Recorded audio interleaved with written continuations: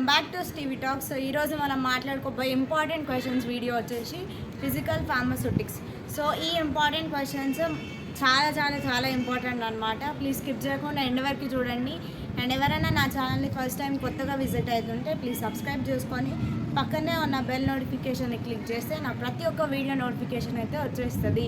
So subscribe చేసుకోకపోతే తొందరగా subscribe చేసుకోండి. వీడియోని స్కిప్ చేయకుండా ఎండ్ వరకు చూస్తేనే ఇంపార్టెంట్ క్వశ్చన్స్ ఏంటో తెలుస్తుంది. అండ్ డ్యామ్ షూర్ వచ్చే క్వశ్చన్స్ అనేవి మిడిల్లో చెప్తాను కాబట్టి ప్లీజ్ స్కిప్ చేయకుండా ఎండ్ వరకు చూడండి. వీడియో నచ్చితే లైక్ చేయండి, వీడియోని తప్పకుండా షేర్ చేయండి. Pharmaceutics first unit important questions అంతా డిస్కస్ చేసుకుందాం. నేను మళ్ళీ చెప్తున్నా, ఇంపార్టెంట్ క్వశ్చన్స్ డ్యామ్ షూర్గా వచ్చే క్వశ్చన్స్ నేను ఎక్కడైనా మిడిల్లో చెప్పొచ్చు కాబట్టి ప్లీజ్ స్కిప్ చేయకుండా ఎండ్ వరకు చూడండి. అండ్ ఫస్ట్ క్వశ్చన్ వచ్చేసి డిఫైన్ సాల్యుబిలిటీ అంటే ఏంటో డిఫైన్ చేయాలి. Discuss solubility of liquids in liquids, solids in liquids, gases in liquids. First solubility ఏంటో డిఫైన్ చేసేయాలి. దాని తర్వాత లిక్విడ్స్ ఇన్ లిక్విడ్స్లో సాల్యుబిలిటీ ఎట్లుంటుందో డిఫైన్ చేయాలి. సాలిడ్స్ లిక్విడ్స్లో సాల్యుబిలిటీ ఎట్లుంటుందో డిఫైన్ చేయాలి. గ్యాసెస్ లిక్విడ్స్లో సాల్యుబిలిటీ ఎట్లుంటుందో డిఫైన్ చేయాలి. ఇదన్నమాట first question. So second question వచ్చేసి mechanism of solute solvent interaction. So సొల్యూట్ది సాల్వెంట్ ఇంటరాక్షన్ది మెకానిజం ఏంటిదో రాయాల్సి ఉంటుంది.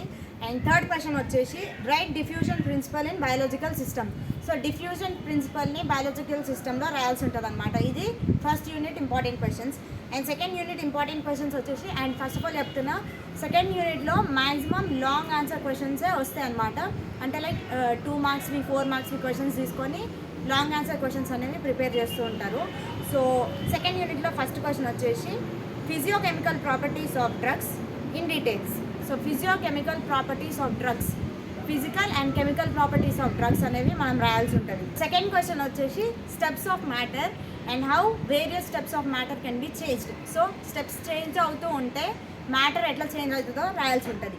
అండ్ నెక్స్ట్ క్వశ్చన్ వచ్చేసి determination and application of dielectric constant and dissociation constant. Determination ఇంకా అప్లికేషన్ దేని రాయాలంటే డిటర్మినేషన్ అప్లికేషన్ వచ్చేసి డైఎలెక్ట్రిక్ కాన్స్టెంట్ అండ్ డిసోసియేషన్ కాన్స్టెంట్వి డిటర్మినేషన్ ఇంకా అప్లికేషన్స్ రాయాల్సి ఉంటుంది. సో మన నెక్స్ట్ క్వశ్చన్ సెకండ్ యూనిట్లో వచ్చేసి difference between crystalline and amorphous solid. So differences అన్నప్పుడు క్రిస్టలైన్ అండ్ హెడ్డింగ్ పెట్టి amorphous of solid and heading పెట్టి రాస్తే ఆన్సర్ని కట్ చేసేస్తాడు, మార్క్స్ రావు. సో క్రిస్టలైన్ అమార్ఫస్ అని సపరేట్గా రాసి 2 బాక్సెస్ కొడితే అప్పుడు దానికి మార్క్స్ ఇస్తారనమాట. డిఫరెన్షియేట్స్ రాయాలి. క్రిస్టలైన్ అంటే డిఫరెన్షియేట్ రాయాలి, అమార్ఫస్ అంటే డిఫరెన్షియేట్స్ రాయాలి. అండ్ నెక్స్ట్ క్వశ్చన్ వచ్చేసి right a short note on aerosols, latent heat, dipole movement, vapor pressure, polymorphism, relative humidity. మళ్ళీ రిపీట్ చేస్తున్నా, aerosols, latent heat, dipole movement, vapor pressure, polymorphism, relative humidity. So ఇన్ని questions write a short note on అని ఇచ్చి ఇన్ని అయితే ఇవ్వడు questions, at least 3 to 4 అయితే ఇస్తారు. సో ఇవి మెయిన్ ఇంపార్టెంట్ అనమాట ఈ చాప్టర్లో. స్కిప్ చేయకుండా ఈ ప్రతి ఒక్క షార్ట్ నోట్ది ఏమేమైతే ఇచ్చినాను అంటే aerosols, latent heat, dipole movement, vapour pressure, polymorphism, relative humidity. So third unit important questions అయితే డిస్కస్ చేసుకుందాం. సో ఫస్ట్ క్వశ్చన్ వచ్చేసి డిస్కస్ అబ్జార్ప్షన్ గురించి మనం రాయాల్సి ఉంటుంది. Right short note on absorption. So absorption గురించి డీటెయిల్గా మనం రాయాల్సి ఉంటుంది అనమాట. అండ్ నెక్స్ట్ క్వశ్చన్ వచ్చేసి what is spreading coefficient. So ఇది 5 to 10 మార్క్స్. అంటే మనకి పాత అప్పుడు మనకు అది ఉంటాయి కదా, క్వశ్చన్ పేపర్ ప్యాటర్న్ వేరేలాగా ఉంటాయి కదా కోవిడ్ కంటే ముందు. సో ఆ ప్యాటర్న్ ఉన్నప్పుడు 5 మార్క్స్కి లేదా 10 మార్క్స్కి వచ్చే క్వశ్చన్ ఉండేది అనమాట ఇది. సో ఇప్పుడు మనకి నార్మల్గానే ఒకవేళ వస్తే మనకి 4 మార్క్స్కి లేకపోతే మనకి 8 మార్క్స్కి లేకపోతే 4 మార్క్స్కి అట్లా రావచ్చు. అంటే మనకి 2 క్వశ్చన్స్ ఇచ్చి ఏబీ చూస్ చేసుకోమంటారు కదా, అట్లా రావచ్చు. సో మళ్ళీ రిపీట్ చేస్తున్నా, what is spreading coefficient. So దీన్ని కూడా స్కిప్ చేయకుండా చదవండి. నేను మాటికి కింద చూస్తున్నా అంటే కింద నేను బుక్ పెట్టుకొని, మీకు ఇక్కడ సైడ్ కనిపిస్తున్నాయి కదా, నేను ఇక్కడ కింద బుక్ పెట్టుకొని బుక్లోంచి చూసి చెప్తున్నాను కాబట్టి మీకు అట్లా కనిపిస్తుంది. సో మన నెక్స్ట్ క్వశ్చన్ వచ్చేసి explain solubilization and detergency. Solubilization explain చేయాల్సి ఉంటుంది అండ్ డిటర్జెన్సీ కూడా ఎక్స్ప్లెయిన్ చేయాల్సి ఉంటుంది. సో నెక్స్ట్ క్వశ్చన్ వచ్చేసి what is interfacial tension and then measurements. Interfacial tension అంటే ఏంటో ఎక్స్ప్లెయిన్ చేయాల్సి ఉంటుంది అండ్ దెన్ మెజర్మెంట్స్ని కూడా ఎక్స్ప్లెయిన్ చేయాల్సి ఉంటుంది. సో ఇవి మన third unit important questions. Fourth unit important క్వశ్చన్స్లో ఫస్ట్ క్వశ్చన్ వచ్చేసి how binding of drugs to proteins influence their action. So binding of drugs to proteins influence their action.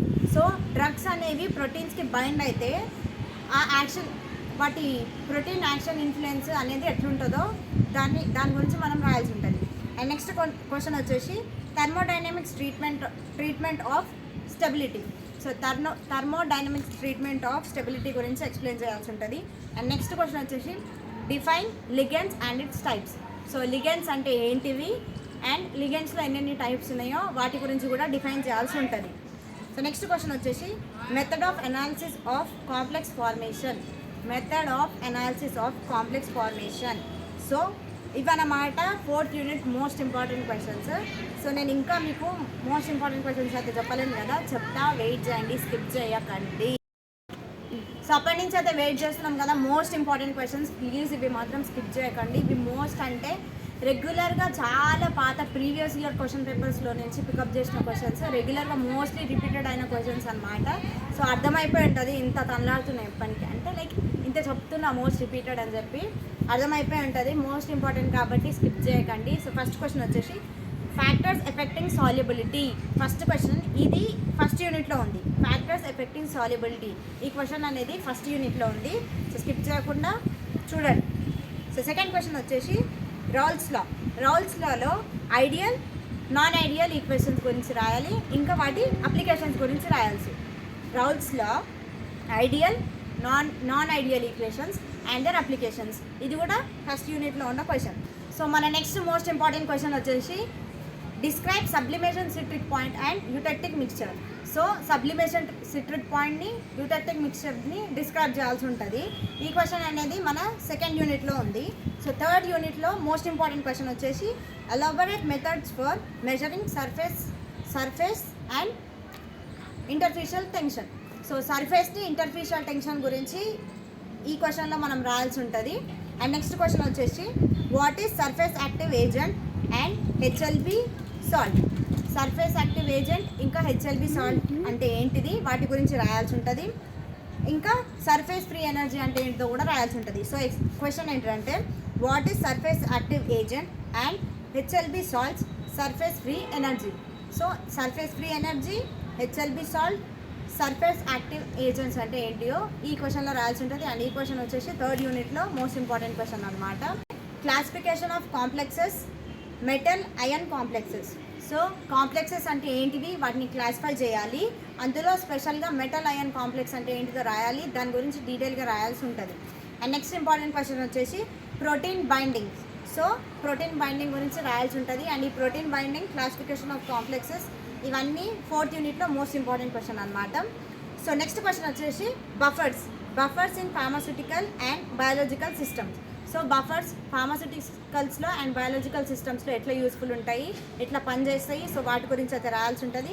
And buffers అనే ఈ question అనేది 5th యూనిట్లో ఉంది. 5th యూనిట్లో buffers అని ఏ question వచ్చినా కూడా స్కిప్ చేయకండి, ఎందుకంటే బఫర్స్లో నుంచి ఎక్కువ number of questions 5th unit నుంచి అడిగే ఛాన్సెస్ అనేవి ఉంటాయి. So 5th unit most important questions అయితే డిస్కస్ చేసుకుందాం.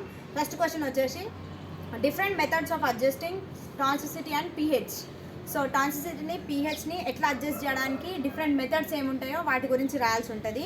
అండ్ నెక్స్ట్ క్వశ్చన్ వచ్చేసి write different methods for determination of పీహెచ్ని ఎట్లా డిటర్మైన్ చేయాల్సి ఉంటుందో వాటి డిఫరెంట్ మెథడ్స్ అయితే రాయాల్సి ఉంటుంది. అందులో ఎలక్ట్రోమెట్రిక్ అండ్ క్యాలరోమెట్రిక్ గురించి మెయిన్గా రాయాల్సి ఉంటుంది. యూనిట్లో లాస్ట్ క్వశ్చన్ వచ్చేసి write about Sorensen's pH scale. So ఇవి most important, Sorensen pH scale గురించి మనం రాయాల్సి ఉంటుంది. ఇవి మన మోస్ట్ ఇంపార్టెంట్ క్వశ్చన్ ఫిజికల్ ఫార్మాస్యూటిక్స్లో. సో వీడియో నచ్చిందని అనుకుంటున్నాను. మధ్యలో నేను మోస్ట్ ఇంపార్టెంట్ క్వశ్చన్స్ కూడా చెప్పినా కదా, యూనిట్ వైజ్ కూడా చెప్పినాను. అండ్ ఆ మోస్ట్ ఇంపార్టెంట్ క్వశ్చన్స్ ఏ యూనిట్కి బిలాంగ్ అయి ఉన్నాయో కూడా చెప్పినాను. సో వీడియో నచ్చిందని అనుకుంటున్నా, యూస్ఫుల్ ఉంది అని అనుకుంటున్నా. స్కిప్ చేయకుండా లాస్ట్ వరకు చూసిన ప్రతి ఒక్కరికి హార్ట్ఫుల్గా థ్యాంక్స్. అండ్ వీడియో నచ్చితే ప్లీజ్ ఒక లైక్ చేసేయండి. అండ్ ఇంకా సబ్స్క్రైబ్ చేసుకోకపోతే ప్లీజ్ సబ్స్క్రైబ్ చేసుకోండి, షేర్ చేయండి వీడియోని. That's it, thank you.